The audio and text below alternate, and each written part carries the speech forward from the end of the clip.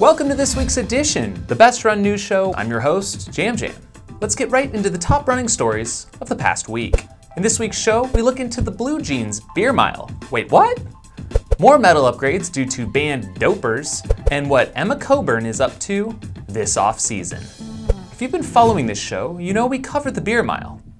You know we covered the Jeans Mile. It was only a matter of time before these two things came together on the track to form some sort of ridiculous megazord, and that time is now.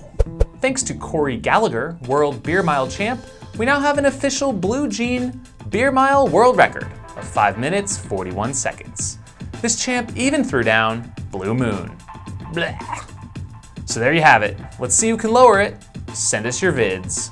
Speaking of the Jeans Mile, Sidious Mag reports that the Blue Jeans Mile ends officially on Labor Day. So you have to get after it the next couple weeks, whereas I assume we'll be entering ski pant mile season. Am I right? Thanks to some dope runners, no, literal dopes, it seems every week we have a medal ceremony upgrading some athlete from a past Olympics or World Championship after the disqualification of a doped up athlete. This time it's Shalane Flanagan's turn, as the disqualification of 10,000 meter runner Elvin Abelegesi after a positive drug test from the 2007 World Champs means she will lose her 2008 Beijing silver medal. This was the same disqualified runner who resulted in Kara Goucher earning silver at the 2007 World Champs. Congrats, Shalane. After her new minting as steeplechase world champ, what does Emma Coburn have planned for the off-season?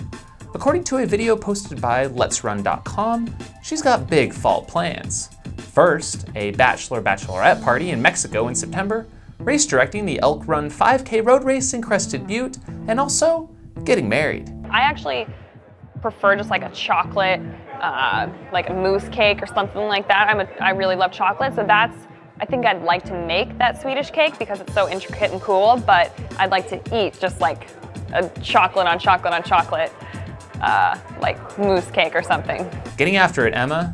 Enjoy that off season. If you've never heard of the Pikes Peak Marathon, it's not your normal road race. In fact, it climbs 14,000 foot Pikes Peak, starting over 7,000 feet below in Manitou Springs, Colorado, before bombing back down the single track to the finish. Crazy? Yeah. But then add to that a half marathon ascent of the same mountain the day prior, and you have the infamous Pikes Peak double.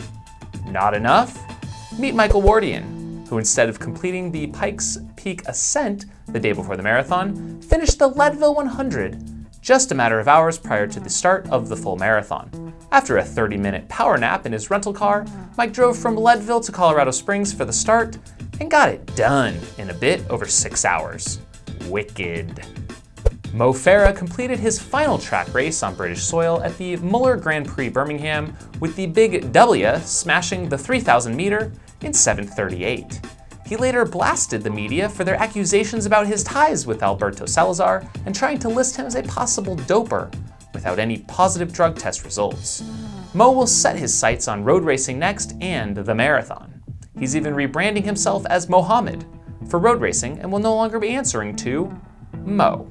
A follow-up on Bolt's retirement, and for this we go to a boat and island party in the Greek Mediterranean. Dude is getting straight up lit! But honestly, I think my own Hard Rock 100-mile post-race party was a heck of a lot more fun looking. Jam Jam here, reporting live from the Hard Rock 100. I don't know what's going on! To each his own.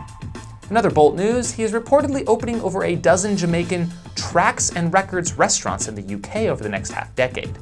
I'm no branding expert, but the name sounds less like a place to eat and more like a used CD shop. Would you eat there?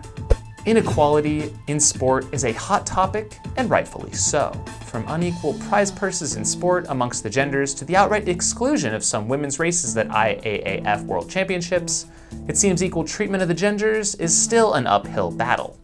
Recently, the 50-kilometer race walk for the ladies made its debut at the 2017 World Champs, but only last minute with a scant 3 weeks' notice. When's the last time you ran a half marathon or marathon with little to no notice, let alone running or walking 31 dang miles? With that being said, only 7 athletes lined up for the event, which as you can imagine didn't make for the most compelling race around.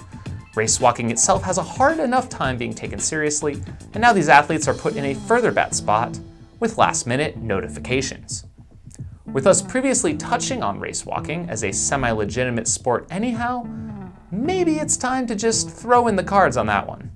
I think we'd all rather just see a straight-up 50-mile road running race anyhow. We'll close off this week with an announcement that the first known T-mile is taking place this weekend. Yeah, I myself am subjecting myself to this horrific version of the mile by stepping on the track Sunday to slurp down 4 quarts of sweet iced tea, courtesy of Piper and Leaf, with 4 quarter miles to break them up. We'll have full highlights of this and the official Piper and Leaf T-mile taking place in Birmingham, Alabama, Saturday. Thanks for checking out the show, and if you have a story you'd like to share, tweet me or dip into my Instagram DMs. As always, get some damn running in, and we'll see you next week.